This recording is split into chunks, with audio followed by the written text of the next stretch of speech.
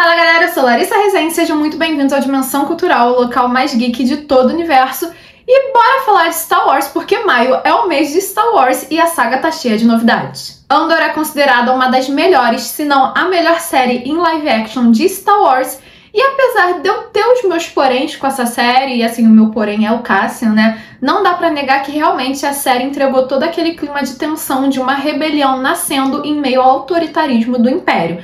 E agora que a sua segunda temporada já chegou na metade, a gente pode analisar se ela tá mantendo a essência, né, toda a proposta original. E se você é fã de Star Wars ou de outras histórias geek, já curte esse vídeo e se inscreve no canal, que assim você não perde nenhuma aventura da Dimensão Cultural. Lembrando que essa segunda temporada de Andor tá sendo lançada de 3 em 3 episódios e existe uma passagem de tempo de 1 ano entre esses conjuntos de episódios. Cada conjunto vai apresentar 1 ano da história do Cassian e dos outros personagens. Então, os episódios 1, 2 e 3 ocorrem 4 anos antes dos eventos do episódio 4, e os episódios 4, 5 e 6 vão ocorrer 3 anos antes. Já preciso falar que eu gostei muito do início dessa temporada. Logo na primeira cena, a produção já entregou uma tensão que fez o público prender a respiração e que me fez pensar que nessa temporada o protagonista vai estar bem mais interessante. Já que vemos o Cassian em cena, uma instalação de construção de caças TIE, onde ele vai roubar o protótipo de um caça imperial, o TIE Avenger. Protótipo esse que aparece pela primeira vez no game TIE Fighter de 1994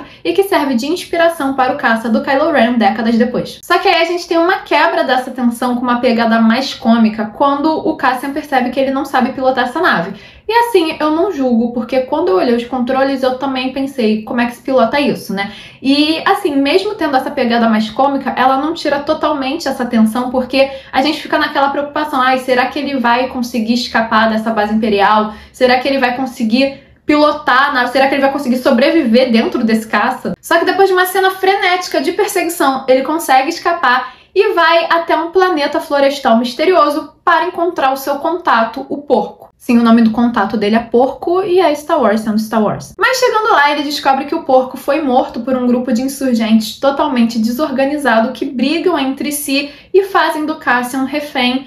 E ele passa a maior parte dos primeiros episódios assim. O que eu achei um pouco decepcionante, porque nessa temporada eu achei que o Cassian finalmente ia agir, e na verdade foi a parte mais chata dessa leva de episódios, e não foi nem culpa dele dessa vez. Assim, eu sei que esse arco serviu para mostrar o quanto a rebelião precisava se centralizar, o quanto os grupos rebeldes eram desorganizados e precisavam se unir para de fato criar uma força que consiga enfrentar o Império. E essa desorganização prejudicou o andamento da missão de um deles.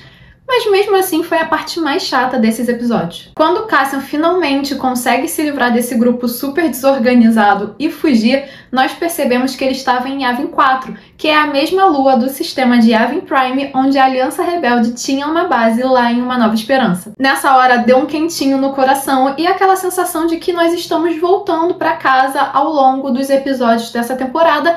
E de fato estamos, já que essa temporada está nos direcionando para os eventos do episódio 4. O Cassian fica à deriva tentando entender um pouco mais dos controles desse caça e também tenta entrar em contato com o Luthen. É aí que ele consegue falar com a Kleia e descobre que tem um cerco imperial em Minaral, um planeta agrícola onde os seus amigos estão escondidos. Aí ele vai direto pra lá, que não é nem um pouco suspeito, um caça TIE com um designer desconhecido atravessando um cerco num planeta agrícola. Enquanto isso, Bix, Braço, Bee e Wilmon estão disfarçados de mecânicos do sistema de irrigação das plantações desse planeta. E o Bee continua muito fofo e super preocupado com o Cassian, e o Cassian não merece toda a preocupação que esse droid tem com ele. E apesar de ser um cenário simples, eu achei bem legal a ideia de um planeta coberto de plantações. Eu achei muito bonito e eu curti muito a dinâmica desse núcleo. Dá um toque de serenidade em meio à tensão dos personagens quando eles veem que o planeta foi bloqueado para inspeção imperial e eles estão ali de forma ilegal. Nesse momento rola uma situação bem pesada que até o último minuto é apresentada de uma forma bem sutil, que é quando um tenente imperial fica interessado na Bix. Ela desconversa, diz que é casada, mas é óbvio que o imperial, que acha que está em uma posição de poder, não se contenta com isso, e aí ele tenta abusar dela. A Bix, obviamente, não fica parada e mata o tenente, o que foi super merecido. Só que a partir daí as coisas saem do controle e os personagens são perseguidos pelos Stormtroopers. O Cassian chega a tempo, mas não conseguiu evitar a perda do braço. Foi uma cena bem rápida e ao mesmo tempo bem sofrida, já que demonstra todos os sentimentos desses personagens em relação ao braço. E aí eles conseguem fugir, só que nesse momento eles tinham deixado o Bee sob os cuidados de uma família do planeta. E quando o Cassian consegue salvar os amigos, a única coisa que eu consegui pensar foi, pela força, eles voltaram para pegar o Bee, né? Eles não vão abandonar esse droid agora. Um outro ponto também muito interessante desses primeiros episódios e que aproxima a série aos eventos de Rogue One foi o arco do Império. Alguns comandantes do Império foram reunidos em Malthain sob as ordens do diretor Orson Krennic, que é o vilão de Rogue One, e o retorno dele foi muito legal. Apesar do final do filme ele ter passado aquela vibe de vilão fraco, até porque ele bateu de frente com o Tarkin e o Vader, o Krennic acaba sendo um personagem muito interessante e ele merecia mais tempo de tela, e agora ele tem. Ele reúne a elite da inteligência imperial para dizer que existe um plano de uma exploração ilegal de Gorman, na qual é um planeta conhecido como a capital da moda da galáxia. A ideia é explorar os seus minérios, que são essenciais para a construção da Estrela da Morte. Claro que essa última informação não foi apresentada para os agentes na reunião, e apesar de não querer muito participar dessa missão, a Dedra já tem uma ideia para justificar a exploração, a mineração de Gorman. Mas mais legal do que essa cena é quando nós vemos que a Dedra e o Cyril estão vivendo uma vida de casados bonitinhos, assim, nem parece que são dois desgraçados. E para completar, a mãe do Cyril vai visitá-los, né, para conhecer a nora. E quem diria que uma das partes mais legais desses episódios seria um jantar com a sogra. A Dedra coloca a mãe do Cyril no lugar, mostrando que ela não vai mais manipular o filho ou diminuí-lo como fazia antes. E eu precisei deixar o arco de Chandrila dessa primeira parte de episódios para o final, porque é o meu arco favorito, continua sendo, sempre será, e eu amei todas as interações ali. Primeiro porque eu amei que uma parte da história se passe em Chandrila e assim a gente pode conhecer um pouco mais da cultura desse planeta. Aqui nós vemos o casamento da Leida, que é a filha da Mon Mothma, com o filho do banqueiro Dave Sculdun. Um evento super tradicional e elegante, onde por baixo disso tudo estava rolando muitas tensões e segredos políticos que culminariam no risco de vida para muitos personagens ali. Vale lembrar que pelas tradições de Chandrila, o casamento dos jovens é arranjado a partir do momento em que eles chegam à maioridade, que é 14 anos. A Mon se casou assim, o que gerou um relacionamento não muito feliz com o seu marido Perrin. Ela não queria dar esse mesmo destino para sua filha, mas a Leida, para contrariar a mãe, pediu por essa tradição, né? A Mon ainda tenta dar uma escolha final para sua filha antes da cerimônia, mas a Leida ainda diz que preferia que a sua mãe estivesse bêbada nesse momento. Uma cena que só pelo olhar das atrizes já dá pra ver o turbilhão de emoções que se passa pelas personagens. Se você não se sentiu mal pelo sofrimento da Mon nesse momento, eu não sei como é que você conseguiu fazer isso. Mas aqui nós vemos não só o sofrimento da Mon Mothma enquanto mãe, mas também a sensação de que o perigo está próximo, já que as suas movimentações financeiras e a sua relação com o Luthen estão em risco. Os personagens deixaram o Tai, um velho amigo da senadora, entrar em seu círculo social e saber das suas movimentações. E agora eles precisam tirar ele do caminho, já que, quebrado financeiramente e divorciado, ele se torna um grande perigo, vendo que as outras pessoas estão felizes e prosperando, menos ele. E no final do episódio dá a entender que ele saiu do caminho, já que o seu veículo estava sendo pilotado pela Cinta, que é uma das rebeldes que segue a ordem do Luthen. E apesar desse momento de tensão, o que eu curti mesmo foi ver a Mon Mothma afogando as mágoas na bebida e curtindo o casamento da filha no que parecia ser uma dança tradicional do planeta. Meio que depois de todo aquele sufoco, aquela sensação de perigo nas suas costas e a tristeza de ver o destino da Leida, ela simplesmente abraça a tradição de Chandrila e se torna mais uma mãe bêbada encarando o casamento arranjado da sua filha. É algo sofrido, mas também é muito interessante ver toda a fragilidade e a humanidade da personagem. A Mon é sempre muito forte, ela tem sempre que ter aquela postura assim muito correta. Aqui ela se deixou levar e pensar nos problemas só no dia seguinte.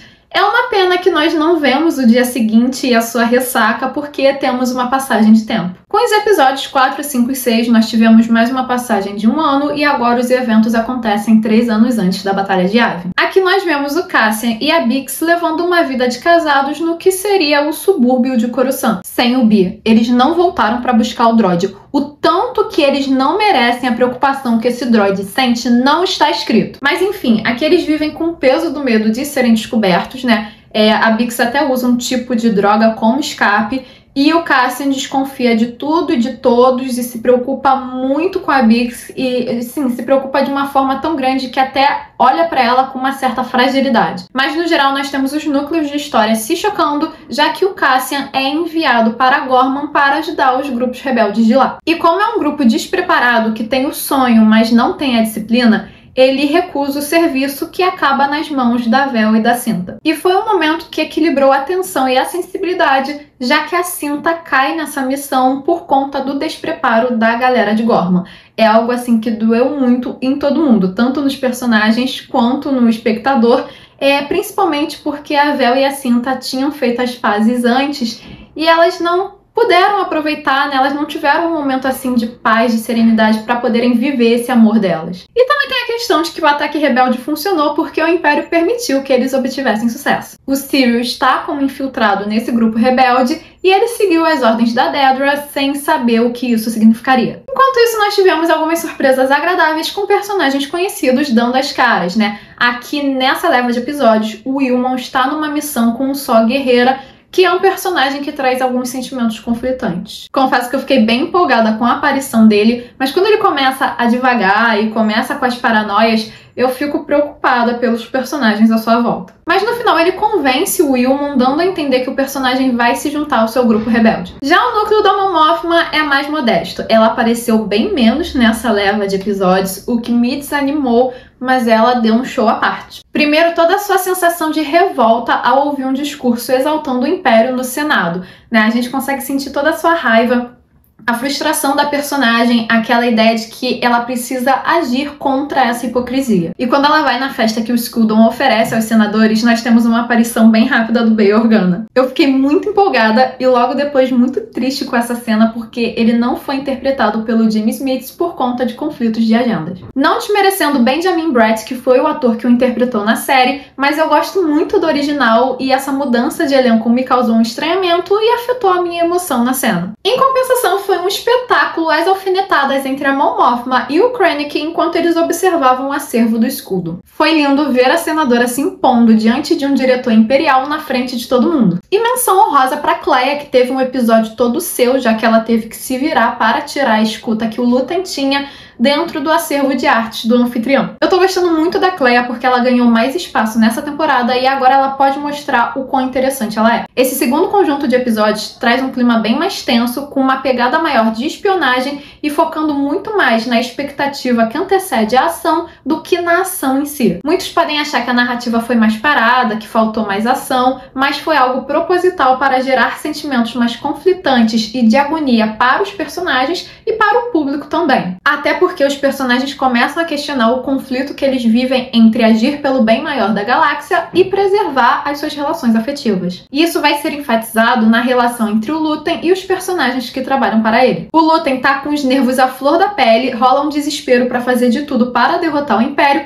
incluindo passar por cima dos relacionamentos e da vida dos que trabalham para ele. Enquanto os seus agentes começam a valorizar muito mais os seus relacionamentos e a sentir o peso do que realmente está em jogo. Isso é muito bem representado quando o Luthen diz para o Cassian que eles não são mais as mesmas pessoas que eles eram quando isso tudo começou. No geral, a primeira parte dessa segunda temporada de Andor foi bem positiva, trazendo todo o clima que os grupos rebeldes estavam sentindo em meio à pressão imperial. Por ter uma passagem de tempo entre um conjunto de episódios e outro, a produção tem uma liberdade maior para mudar o ritmo dos episódios. Dependendo do ritmo, pode não agradar todo mundo, mas faz sentido diante da época que está sendo representada e é muito bem apresentada ao público. A gente consegue sentir todo o capricho diante dos detalhes da história. Acho que o ponto principal é a evolução do protagonista para alguém bem mais interessante. Aqui o Cassian já tem uma postura de liderança e inspira outras pessoas a lutar contra o Império. Se na primeira temporada o personagem está meio perdido, só querendo salvar a sua pele, aqui nós já vemos um Cassian tomando as rédeas da sua vida e vendo que vale a pena lutar por algo muito maior do que ele. Ele tá tomando o controle diante de todo o governo imperial. Apresentar diversas células rebeldes e as suas diferenças também foi um acerto, justamente para mostrar que essas células elas precisam se unir e confiarem uma nas outras justamente para se fortalecer contra o Império. Que sem disciplina, organização e uma hierarquia, essas ações são apenas revoltas regionais que vão ser facilmente controladas pelo Império. Também foi excelente a expansão do universo de Star Wars, com detalhes apresentados sobre Chandrila, que é um planeta tão conhecido, mas que ainda não tinha sido tão explorado. Esse arco de tensões políticas da Mon Mothma é sensacional, pois é justamente o que liga o clima das prequels com o da trilogia original, até porque a personagem viveu os dois períodos, né, os jogos políticos do Senado e a Guerra Civil. E a Genevieve O'Reilly domina a personagem de uma forma que nem todo ator consegue. Eu assistiria fácil uma série só da Mon Mothma. Então a segunda temporada de Andor começou bem promissora e trouxe ao público a conclusão de que nós estávamos sentindo mais falta desse clima, desse período do que pensávamos, e que queríamos ver mais histórias sobre esse momento em que a rebelião ainda está se construindo. Acho que os personagens amadureceram e estão bem mais interessantes, apesar de que o arco do Cassian ainda é o mais fraco pra mim, mas mesmo assim eu tô bem animada e não vejo a hora de assistir a outra parte dos episódios. Muita coisa aconteceu em 6 episódios, eu tive muita coisa pra falar, mas acho que eu consegui falar de tudo, pelo menos das partes importantes. E agora eu quero saber de vocês, se vocês estão acompanhando essa segunda temporada de Andor e o que estão achando, qual foi o episódio que mais gostaram, qual é o arco favorito, sabe? Deixem a opinião de vocês aqui nos comentários e não se esqueça de curtir esse vídeo, de se inscrever no canal para continuar acompanhando as nossas aventuras. Vejo vocês na próxima!